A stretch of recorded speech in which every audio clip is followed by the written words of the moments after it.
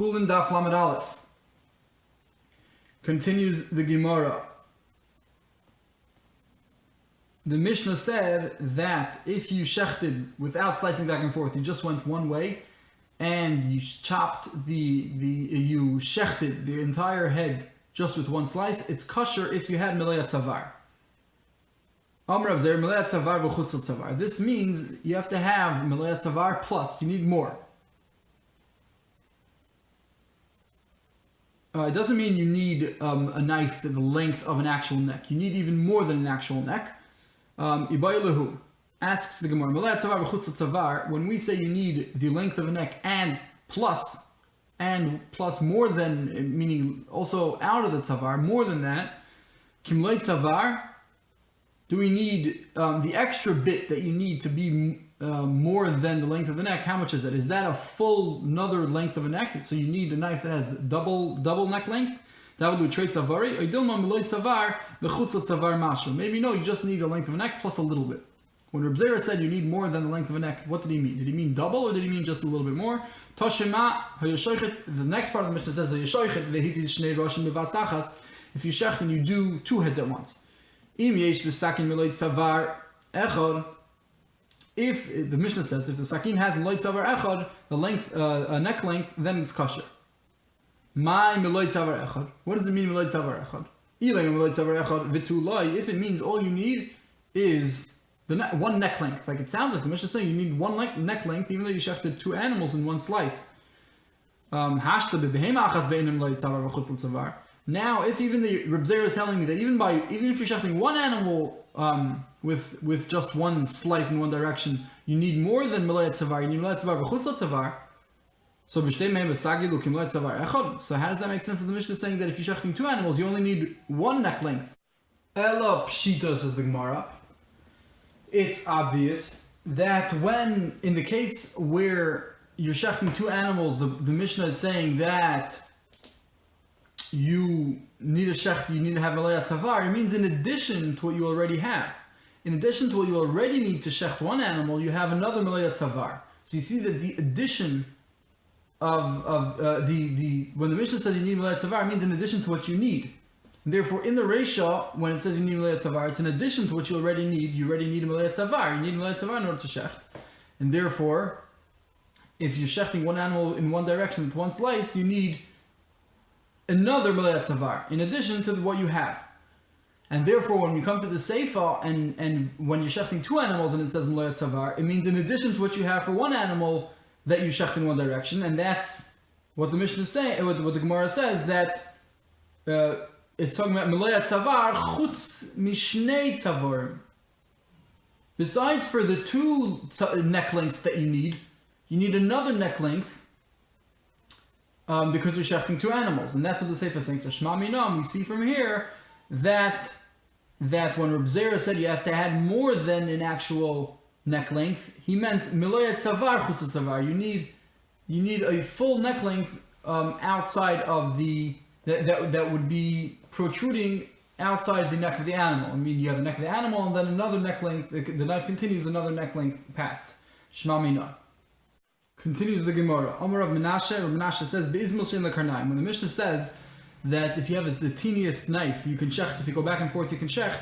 That's talking about in a situation where the izmil, the razor that you want to shecht with, doesn't end with horns. What do you mean ends with horns? It used to have at the end of the razor, it ends with two protrusions, and it comes out in like looking like two sharp horns. So in that situation, he says it's possible because that part of the knife might become concealed, and that's chalado, or it's going to rip through the esophagus instead of cutting it, and therefore it's not considered shchita. Either way, he holds if it has the karnaim, you shouldn't use it. Amalei Rabacha Breder of Avil of Menashe Machtamai. How about a needle?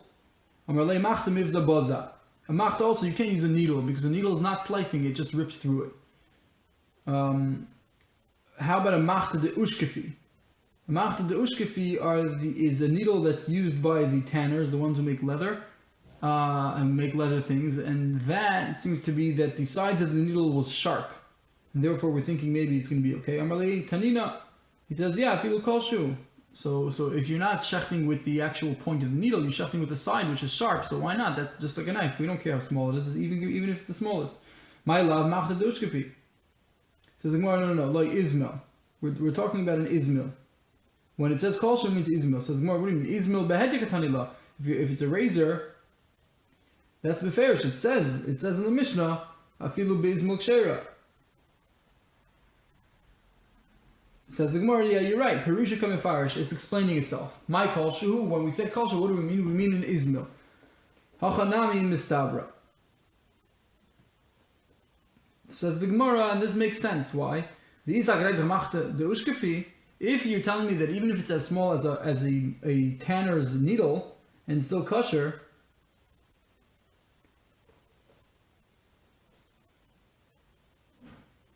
if even a machta of an ushkafi is allowed, so then Ismail be baya. Why do you have to say Ismail? Ismail is not a chiddush. Ismail is not even the smallest thing, so why are you saying Ismail? So says the Gemara, no, that's not a raya. Maybe really machta ushkafi is fine. The reason why we have to say Ismail is not because Ismail is the smallest thing. Well, it is Ismail strichla salkatat achmina. I might think that ligzer, you should make a gzeira that Ismail she'en lekarnaim, that even a razor that does not end with prongs, you should also say that that's disqualified. Otu Ismail she'esh lekarnaim, because you should make a gzeira to say that just in case someone might use a pronged razor, so therefore you shouldn't use an even non-pronged razor. Kamashmal on the Mishnah, then no, an Ismail is fine even though as long as it's not pronged, and that's the chiddush of Ismail. And just because the Mishnah says Ismail, that's not a proof that anything smaller than it, like a machta de ushkafi, is possible. Maybe it's really kosher. Continues the Mishnah. Nafla sakin v'shachta. If you had a knife fell on its own and shechted.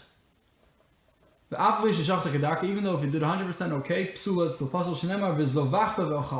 It says shecht and eat. It has to be an actual shchita that comes al yidei a person, not just if it happens automatically and the knife falls on its own. Says the Gemara, taima de nafla. The reason why it's considered possible is because it fell on its own accord. But if you caused it to fall, even though you had no intention of shchita ha'ipila, it's kosher. Even though you had absolutely no intention of shchita, you weren't mechaven for it to shech the animal, but it didn't fall on its own. It just you actually were the one who pushed it off the table. Says the Gemara, Man Tana deloy ba'inin kavanah l'shchita. So who is this Tana that says that you don't need kavanah for shchita at all? If you a person cause it to fall, then it's kosher. Even though you had absolutely no intention to slice, for the knife to slice the animal, as long as it came mikoyach adam, then it's kosher. And only if it fell on its own, that's when it's not kosher. So who's this Tana that holds that it's fine without kavanah? Maraber Nasan Yitzum Nasan Tani Oisha is the era. The small Oishia, the small one amongst the friends. He says, Zorak Sakin Naisabakosel, if you throw a knife at a wall for it to be stuck into a wall, and on the way it shechted an animal, Nasan Machsham Nachman says it's fine, Vachachamim say no, it's possible. We saw this before already. Hu Tani Lavu Amar La, he said this over and he said, Halacha is Reb Nasan. Asks the Gemara, Ha'amra Rava Chadazimna. Didn't Rava say this already? Why did you have to tell us halachas like Rav Nasan? Why did you have to tell us this case of Rav Nasan? Rava already taught us in another place that shchita is fine without kavanah. Why? Because Rava said, the Tanan, the Kulan sheshachtu v'acherin rei naisan, the first mission in the Masechta that says that all of them, meaning even a cher shechtu v'katan, people who don't have das, sheshachtu, that shechtu v'acherin rei naisan, and someone else is supervising, shchita doesn't show, we said it's kosher. And we said, man Tana de loy kavanah l'shchita. Who's the Tana that says you don't need kavanah l'shchita? Who's this Tana who says that a cher shechtu v'katan's shchita is okay as long as you have a gadol supervising? Man Tana de loy kavanah. It's Amar Rava says Rav Nasan needs Rav Nasan. So Rava already taught us that it's from Nasan who holds you don't need kavanah shchita. So why is Rava teaching this to us again? That our Mishnah is Reb Nasan who holds you don't need kavanah. Says the Gemara tzricha. You need it. He needs to teach us both of them. If he told us over there, because in that situation, at the end of the day, you have a person, even though they don't have das, but it's a person who is intending to cut. There is an intention over there to cut, and therefore we say maybe over there Reb Nasan will say it's okay. But over here, there's no intention to cut at all. You just pushed it off the table and then in shechted. You weren't intending to cut at all. Still, it's fine. So that's what Rabbi has to explain to me, that even in this situation, nothing would say it's fine. And if you just stay over here, I would say because at the end of the day, who's the one that caused the knife? A person who's a ben das, a gadol. Not a chershet of a katan, but over there, when it's a chershet of a katan, the loy kasim koach ben das, it's not coming from the cause, it's not coming from the strength of a ben das, chershet of a katan. A malay, I would think not, therefore tzricha, you need both situations. You need Robert to explain to us that both situations are Nasan Shita, who holds by both of them, it's fine. Itmar. Now the Gemara is going to go into the general sugya of kavana. Nida shenenza v'tavla. If a nida who's tamei, she by force, meaning without intention, she was toiva. She did not intend to be toiva. The Gemara is going to explain exactly how she was forced. What does it mean she was forced without intention? What is the halacha? Rav says she's tahor to her house, meaning to her husband. She's allowed to have relations. She's not considered neither regarding death, but she's still considered tummy regarding truma. A tummy person is not allowed to eat truma, neither can eat truma. She has to go to the mikvah. But this woman who didn't intend to be toivel, just happened, she is mutter to her husband, but she cannot eat truma. Rabbi Yochanan says no, even for her house she's not tahor, she's considered impure, she can't be with her husband. Says Rav Nachman, the Rav Domer tahor lebeisa v'asur lechol b'truma. What is Rav saying? According to him, that she's tahor lebeisa, but asur lechol b'truma. Avoin kares hutra. If the avoin of kares to be with her husband is when she's a nida is permitted, meaning that becomes mutter because she was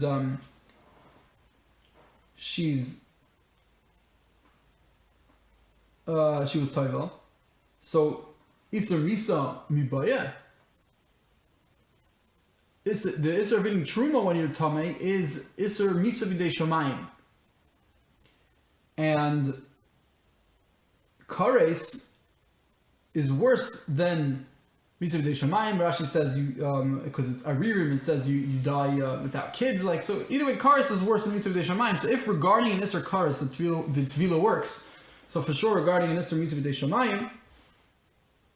Shomayim, so what's Rav saying? Amarlei tells him back, Baila Chulinu. His husband is considered Chulin. The Chulin loy by kavana. For Chulin, you don't need kavana.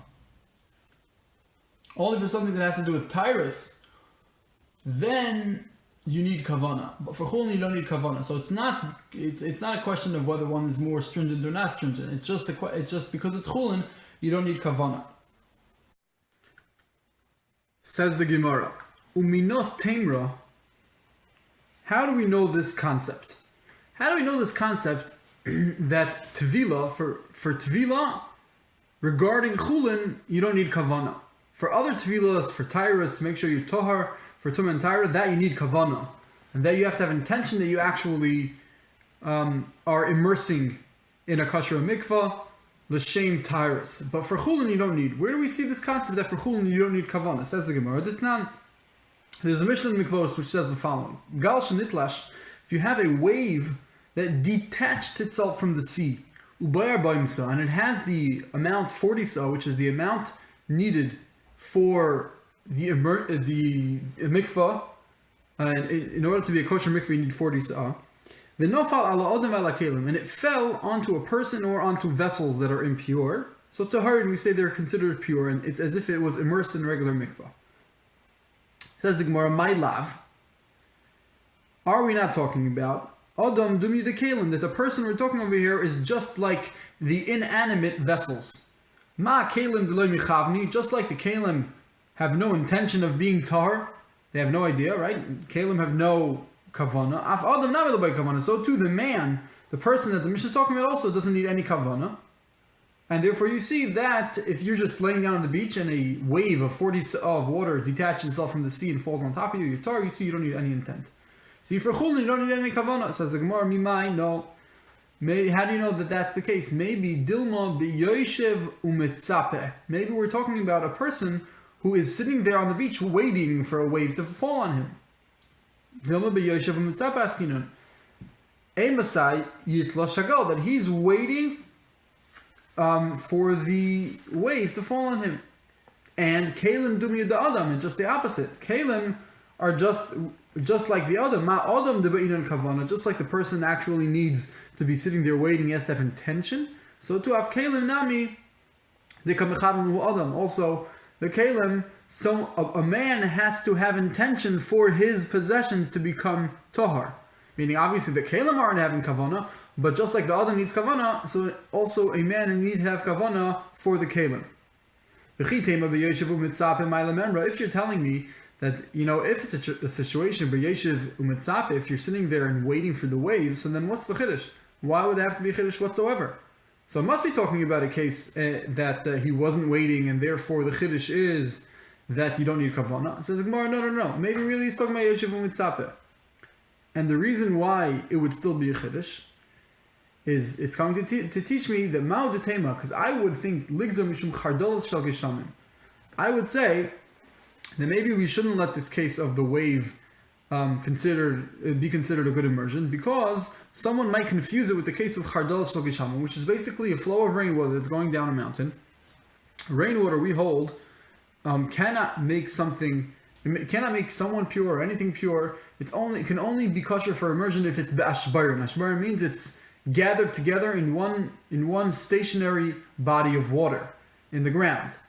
Now, if you have a chardolis, it's a stream of water that's coming down the mountain. Even if it has 40 saw, it's not going to help you because it's ashbarim. It's not ashbarim. It's not gathered together. It's not settled in one body of water. It's called zoichalim. It's flowing. On the other hand, a mayon, meaning if you have not rainwater, but you have natural spring water or the seas, like in our case of Gal Shnitlash, you do not need ashbarim. It can even work with Zeichelin. It even works if it's flowing. So therefore, in our case of the Gal Shnitlash, it works because it comes from a natural body of water, the sea, the ocean. So then, if a wave detaches it from it, as long as it has 40 sa'ah, it can purify a person if it falls on the person, even though it's not stationary, even though it's flowing, it's not bashbaran, because it comes from a natural body of water. But megishamim, rainwater, it doesn't work that way. So someone might get confused and think, oh, what's the difference? A wave that detaches itself from the sea, or it's from rainwater. What does it make a difference? And therefore, I would think I might be geyser. I might make establish a harchaka, a decree, to say that that even in that situation, even the situation of a wave from the sea would be possible. Kamashmal on the Mishnah teaches me no, it's kosher. Inami, another reason why it's a chiddush, why I would think it might be aser. Ligza Rosh Natokipin. I might say that we should be machmer and say that you can't let the wave fall on top of you.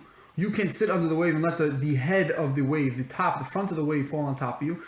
To keep it, because you might say that, oh, the same way I can become purified by the wave falling on top of me, I can also go into the wave. The kippah of the wave is the roof of the wave, the top part, the arch of the wave. I would say maybe I could throw Kerem into the arch of the wave, or I can throw myself into the arch of the wave and it's fine. And it's not good. It actually has to fall on top of you.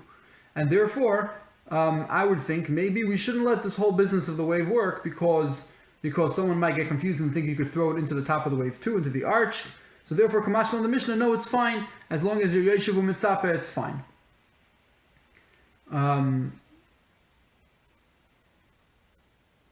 Kamashmalan, so says the Mishnah comes and teaches us to Legazrin, we're not going to be guys. And we know Tema asks the Gemara, how do we actually know Parenthetically, the Gemara wants to know, where do you know this from that you can't be toivel b'kipin? You can't be toivel in the arch of the wave. Titanan, because we have a Mishnah, matbil mirashin, you can only be matbil in the head of the wave, meaning the front of the wave has to fall in. Ve'ein matbil b'kipin, you can't be toivel in the arch of the wave. Why? Because she'ein matbilin ba'avir. Because you can't be toivel in air. It has to be on the ground. At least it has to be on the ground. Therefore, it has to fall on top of you. Ella. Now the Gemara reverts back to its original question. If so chulin deloy b'ei kavana miha minolan. Still, back to our original question. How do you know that chulin does not need kavana? That tvila for chulin does not need kavana. Ditnan. Says the Mishnah. Peiros shenaful l'teich amas hamayim. If you have fruit that fell into a ditch of water, upashat yodav tmeis, and a person with impure hands stretched out his hand and took the fruit out of the water. So yodav taharis, his hands are tahar because they went into a body of water. Upeiros einin b'chiyutan. However, the peiros are not b'chiyutan. In order for peiros to become impure, they have to first have water fall on them with intention. And therefore, since these fruit fell into the water on its own, and a person just took it out, so then, even though water hit it, but since it didn't hit it with intention, it just fell, so therefore, it's not huchshar l'kabel tuma. It's not proper, it cannot be mekabel tuma because the water was not put there on purpose. However, ve'im b'shvil sheyudachu yadav, if this person stuck his hands into the water not in order just to pick up the fruit, but in order to get his actual hands clean, that means he wants the water on his hands, and then he goes and picks up the fruit. So then yodav tahoris, his hands are pure, but peiros b'chiyutan, the fruit are now considered huchshel kabel tuma because the water that hit his hand was with intention, and then he goes in turn and picks up the fruit, and therefore it's considered as if the water was on the fruit purposely, and therefore it's huchshel kabel tuma. So what do you see from here? You see from here that for chulin le'bay kavana, because in the first case we said if you just stuck your hand into the body of water to pick up the fruit, you did not have intention to make your hands pure. You just had intention to pick up the fruit. Still, on the way, your hands become pure. You see that for chulin le'bay kavana, you do not need kavana. Eisive Rav Nachman asks Rav to Rav Nachman, Toval lechulin, the hochzak lechulin. If you immersed yourself to purify yourself for chulin, for things that aren't considered kachim, are considered tyrus, the hochzak lechulin, and then you had intention for chulin, also l'maiser, then you still cannot have maiser because you didn't have specific intention to immerse yourself and make yourself pure, even regarding meiser, which has to be in b'taira. You only had in mind. So asks Rava to Reb Nachman, it sounds like from this brisa, only if you actually have specific intention to be toivel for chulin, then your tefillah works. But if you do not have kavanah, it doesn't work. He says no, hachikamar. This is what it means. Even though you are considered tahor regarding chulin, and because you had intention, even if you had intention, asur l'maiser, still you consider asur l'maiser. But of course, you don't have to have intention for chulin. Eisivei, another question. Tavav loy huchzak ki'ilu loy tavel. It says if you were tavel without any intention, ki'ilu loy tavel. My lav ki'ilu loy tavel klal. What do you see? It's talking about even ki'ilu loy tavel klal. You didn't, like as if you weren't tavel at all, even though even for chulin, it's because you didn't have intention. Gemara says loy ki'ilu loy tavel l'maiser. It means as if you weren't tavel for maiser, aval tavel l'chulin, but it is considered tefillah for chulin, even if you didn't have any huchzak, meaning you didn't have any kavanah for chulin. Who savar? He thought he's just pushing him off, just to answer it up. But then no, nofak dok ve'ashkach, and then he went out and he found the Tanya that there's a Meferish Brisa taval v'loy huchzak mutal. If you taval v'loy huchzak and you didn't have intention, so mutal l'chulin, you're allowed for chulin v'asur l'maiser. Okay, so he wasn't just pushing him off just to play devil's advocate, but he really did believe that for chulin you do not need kavanah. Amar le Abai Rav Yosef. Says a Beit of Yosef, maybe this should be a question on Rabbi Yochanan. Rabbi Yochanan is the one who said that even for Nida, it doesn't work. Nida, which is considered Chulin, right? In order for her to be mutter to her husband, Rabbi Yochanan said that the tefillah doesn't work at all. So maybe this should be a question, because we see from this Bryce of Beferish that for Chulin you don't need kavanah. Right? Rabbi Yochanan was discussing the case where a nida was nensa v'tavla. She was forced out of her intention, and she was toivel. She went and she immersed herself. So the question was is she considered tahor or not? And Rabbi Yochanan said that even for her husband, she's not considered tahor, and that's chulin. So we have a question. Amarlei, Rabbi Yochanan. You mean to ask Rabbi Yochanan? Who Rabbi Yochanan ben Yosef? No, he holds like his own Tana. You could show me a Tana that argues, but he does make a difference because he has his own Tana that he's going like the Tanya. Rabbi Yochanan ben Yosef there. The chubas. Ma tamuloymar shenis. This is talking about a beged, a clothing that had tsaras on it, and you have to wash it twice. One before you masker it, one before you put it away. Right, we put it away for 7 days to see if the nega gets bigger or it changes. So, but the rule is that before you bring it in, before you put it away for 7 days, you have to wash it, and after. So v'chubas matamulomar shenis. What does it say again? Why does it say you have to wash it again? Just say you wash it, and we'll know it's the second time. You already said you have to wash it. This is the second time. So obviously, why does it have to say shenis? Makesh t'chboisas shnil t'chboisas rishayna. So this teaches us that that there's a connection between the first and the second washing. Just like the first washing has to be ledas, because it says in the pasuk the kohen has to command them to wash it. After shniya also has to be ledas. That's what it teaches me. If over there you might think you need das kohen, just like in the first one it says vitziva kohen. Afkan bin das kohen. So too over here you need das kohen. I would think that you also need the kohen to supervise and tell the person that he has to wash it. No, Vitar says it's mikol makom. In any way it's tar, meaning you don't need a kohen there. However, he does learn that if water just falls, then it's not good. You need das. So if water just falls on the beged and washes it, then it's not good enough. You actually need intention to wash it. So you see over here that this Rabbi Yochanan holds that even for chulin, you need kavana. So Rabbi Yochanan, who says you need kavana, he holds like this Tana who holds you need kavana. Masik Rabbi Barashi asks Rabbi Yochanan, did Rabbi Yochanan say this? How could Rabbi Yochanan said that? But he said halach kistam mishnah. He says the halacha is like every mishnah that's without a name. If there's no specific Tana saying, so then the halacha is like it.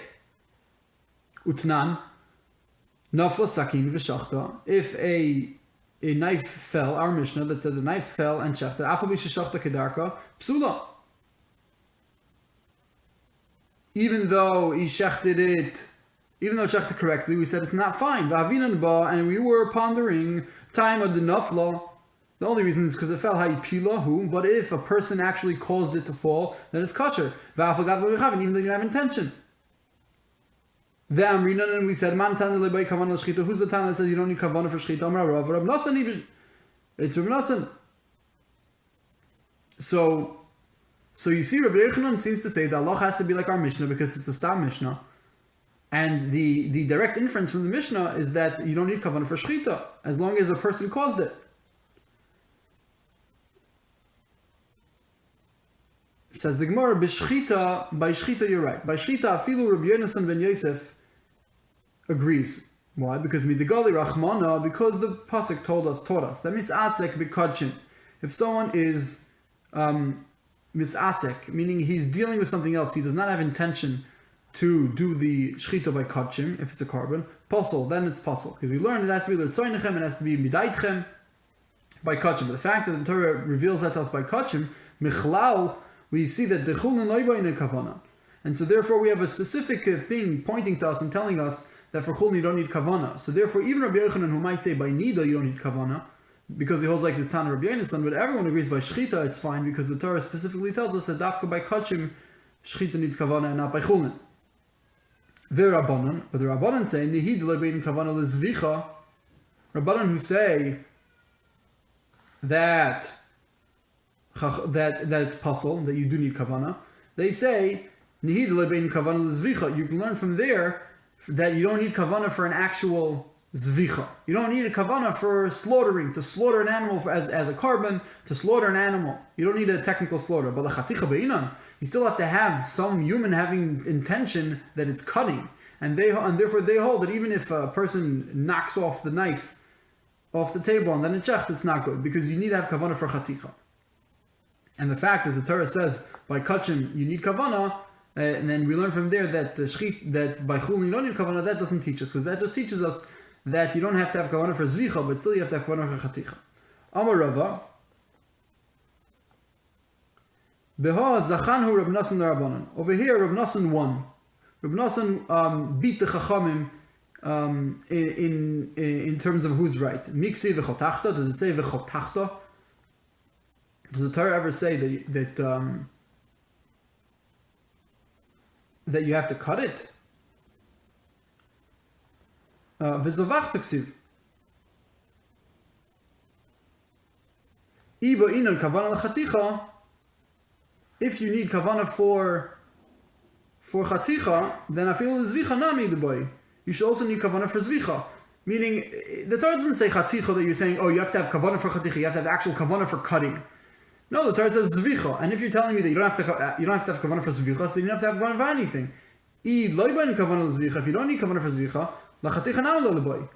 Meaning, if it would have said chaticha, so then you could say, oh, you don't need kavana for zvicha, but chaticha. It says in the pasuk, so you need kavana for chaticha. But the pasuk says zvicha, and so if you're not going to take the pasuk's word for it and say, oh, you don't need kavana by chulin for zvicha, so then also for chaticha you don't need.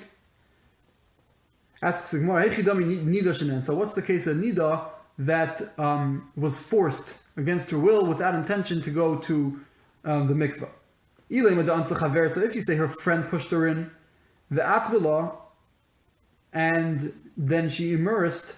Kavana de chavarta, kavana the kavana of her friend is considered a good kavana. And the oid with truma namiach also she should be able to eat truma also. The tanan hachareshes v'ashoita v'asuma. If you have a deaf woman or a shoita, a mentally impaired woman, or a suma blind, v'shenitza fadaita also she went crazy. Neishlan pikchais. If they have regular people who are bnei das, they can be misaknas oisun, they can put them into the mikvah v'oichleis truma, and they can eat truma. So you see that if someone else is having intention and pushing someone else into the mikvah, overseeing their immersion, so then it's also fine. So why are you telling me that in this situation it would only be good for nida but not for tahiris, not for truma? Why? There's someone else. If the case is that someone else pushed her in, so then there's kavana. So Amar of Papa, the Rav Nasan, so Papa tells Rav Nasan, the Rav Nasan shenafla min hagesher. According to Rav Nasan, the case would be she fell from a bridge. She didn't have intention at all to be toivel. So according to Rav Nasan, you don't need any intention whatsoever as long as you fell. So then the case would be she fell from the bridge. The Rabbanan she yod lahaker. The Rabbanan she went down. The Rabbanan hold you actually have to have intention for the Maisa. You don't have to have intention for the mitzvah, for the din that's going to come about, but you have to have intention for the Maisa. So therefore, according to them, you have to say that she went down to cool herself off. She went to go for a swim, and then she becomes tahar, even though she had no kavanah. Ad kan chulin daf lamed aleph.